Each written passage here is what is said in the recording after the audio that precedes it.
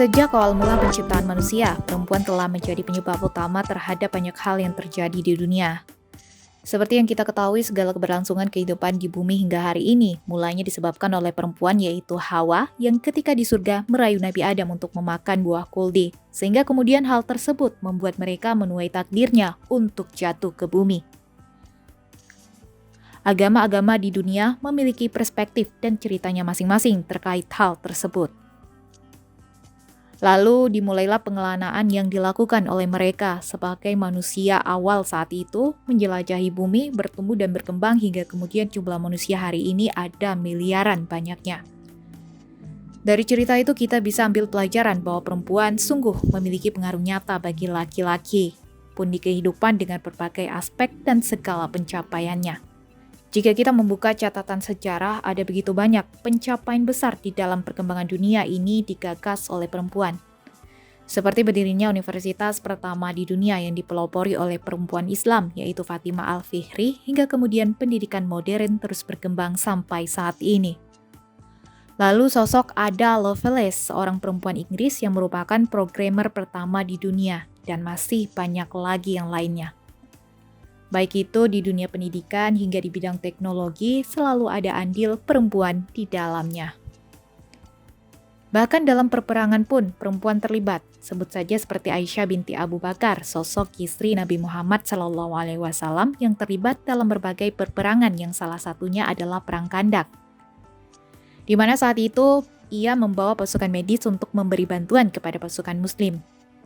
Itu jika kita bicara tentang keterlibatan perempuan dalam skala besar di sejarah dunia. Lalu mari kita memperkecil skala itu untuk melihat dunia sekitar kita, untuk kemudian kita ambil pelajaran darinya. Kita perlu melihat lebih jauh bagaimana keterlibatan perempuan di negara kita tercinta Indonesia ini, khususnya Aceh, dalam membentuk sejarah. Dalam video ini, kita akan bercerita tentang perempuan di Aceh dalam segi peperangan. Dan ada sesosok perempuan dari Aceh yang telah sejak lama menarik perhatian untuk dipelajari lebih banyak tentang dirinya. Dia adalah Cut Nyak Dien, yang dalam video ini kita sebut sebagai perempuan pemburu KP. Kenapa ia dijuluki sebagai pemburu KP? Apa saja andil perempuan tersebut dan keteladanan apa yang patut ditiru darinya? Api perang yang menyala dalam tubuh dan jiwa Cut Nyak Dien kian membara sejak kematian suaminya dalam perang melawan Belanda pada 29 Juni 1878, yaitu Teguh Ibrahim Lamnga. Bermula dari peristiwa tersebut, dirinya bersumpah untuk menghancurkan penjajah Belanda. Cut Nyak Dien lahir tanggal 12 Mei tahun 1848 di Lampadang, Pekanbadak, di wilayah Enam Mukim, sebuah kampung di Aceh Besar. Perempuan tersebut berasal dari keluarga bangsawan yang dikenal taat beragama. Singkat cerita, Cut Nyak Dien kemudian menikah lagi sepeninggalan Teguh Ibrahim. Tahun 1880, ia dipersunting oleh Teguh Umar, yang juga merupakan seorang tokoh pejuang Aceh. Pada awalnya ia menolak untuk menikah dengan tokoh pejuang tersebut, tetapi karena ia diberi izin untuk turun ke medan perang melawan penjajah Belanda, pinangan tersebut akhirnya diterima. Dari pernikahan tersebut, kita dapat menyaksikan bahwa keduanya tak hanya diikat oleh janji suci pernikahan, melainkan juga janji dan tekad yang besar untuk bersama-sama melawan penjajah. Romantisme yang tak ternilai harganya. Bersama Tengku Umar, Cut Nyak Dien mengambil peran untuk menguatkan barisan para pejuang yang bertaruh nyawa mengusir Belanda dari bumi Aceh. Dari sini kita belajar bahwa sejak zaman dahulu Cut Nyak Dien secara tak langsung telah menggelorakan bahwa perempuan bukan hanya tentang dapur, sumur, dan kasur. Jika hari ini masih ada yang beranggapan bahwa kodrat seorang perempuan hanya sebatas itu, sungguh sangat keliru. Dalam melakukan perlawanan melawan para penjajah, Teguh Umar kala itu menggunakan strategi unik dan beresiko. Tengku Umar sengaja berpura-pura tunduk dan menyerah pada Belanda. Hal tersebut dilakukannya demi mendapatkan pasokan senjata yang kelak akan digunakan untuk melawan para penjajah tersebut. Strategi yang ia gunakan sempat membuat geram para pejuang Aceh dan menganggap bahwa Tengku Umar telah berkhianat. Singkatnya, setelah persenjataan yang diincar dirasa cukup, Tengku Umar dan Cut Nyak Dien kemudian muncul dengan gagah berani memimpin rakyat Aceh melawan Belanda. Perlawanan yang dilakukan saat itu benar-benar memojokkan pihak lawan hingga menewaskan salah satu petinggi Belanda. Sayangnya dalam perang di Malabo 11 Februari 1899, Teku Umar gugur. Hal tersebut tak lantas membuat Cut Nyak-dien berduka dengan penuh ratapan lalu menyerah tanpa perlawanan. Dia dengan semangat membara menggantikan suaminya untuk memimpin perlawanan menghancurkan penjajah. Sejarah mencatat bahwa dirinya melanjutkan perjuangan dengan strategi bergerilya. Namun saat itu ia dan pasukan yang dipimpinnya mulai kehabisan makanan, uang, dan juga pasokan senjata. Kondisi kesehatan Cut Nyak-dien juga kian menurun. Dari waktu ke waktu, matanya perlahan mulai rabun dan tubuhnya kian tua dan lemah. Tetapi jiwanya tetap menggelora melawan para penjajah. "Aku akan membunuh KP-KP Belanda itu."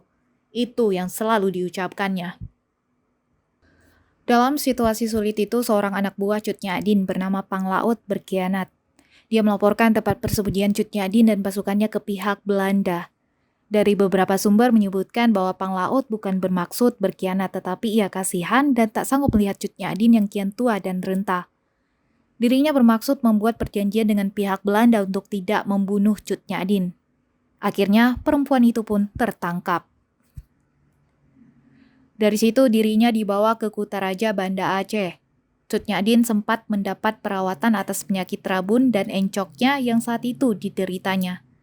Hingga kemudian pada tahun 1907 Cut Nyak-dien diasingkan ke Pulau Jawa, tepatnya di Sumedang, Jawa Barat.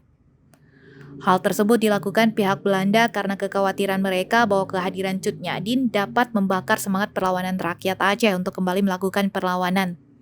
Terlebih, masih banyak para pejuang Aceh lainnya yang belum tunduk pada Belanda. Hari demi hari berlalu, Cut Nyak-dien hidup sebagai orang asing di tanah Jawa. Meski asing, masyarakat sekitar teramat kagum karena ketaatan sosok perempuan tangguh itu dalam beribadah. Setahun kemudian, pada 6 November 1908, Cut Nyak-dien akhirnya menghembuskan nafas terakhirnya di usia 60 tahun dan dimakamkan di tempat pengasingannya itu. Sejarah terus berlanjut. Ternyata tak seorang pun masyarakat setempat mengetahui bahwa sosok Cut Nyak-dien adalah panglima perang. Puluhan tahun kemudian, yaitu tahun 1959, barulah rakyat Aceh menemukan makam sosok pahlawan tersebut atas permintaan Gubernur Aceh saat itu, yaitu Ali Hasan. Dari kisah tersebut, kita dapat mengambil pelajaran bahwa sekali bersumpah untuk berjuang, maka pantang menyerah sebelum nyawa hilang. Semangat Cut Nyak-dien dalam memimpin peperangan penjajah membuat dikenang hingga saat ini sebagai pahlawan perang perempuan yang tak kenal menyerah. Pada 2 Mei tahun 1964, Presiden pertama Indonesia, yaitu Soekarno melalui surat keputusan Presiden nomor 106 tahun 1964, menetapkan Cut Nyak-dien sebagai seorang pahlawan nasional. Selain itu, rumah Cut Nyak-dien di Aceh kemudian dibangun kembali oleh pemerintah daerah setempat yang bisa kita lihat hingga hari ini. Kita patut belajar banyak dari sosok tersebut. Hingga hari ini kita tidak lagi berperang melawan penjajah, melainkan berperang melawan kemiskinan dan berperang melawan budaya luar yang terus menggerogoti hingga korupsi yang kian menjadi-jadi. Dibutuhkan semangat seperti seorang Cut Nyak-dien atau Teku Umar jika ingin berperang untuk mencapai kemajuan. Selain itu, kita juga perlu belajar strategi dan taktik.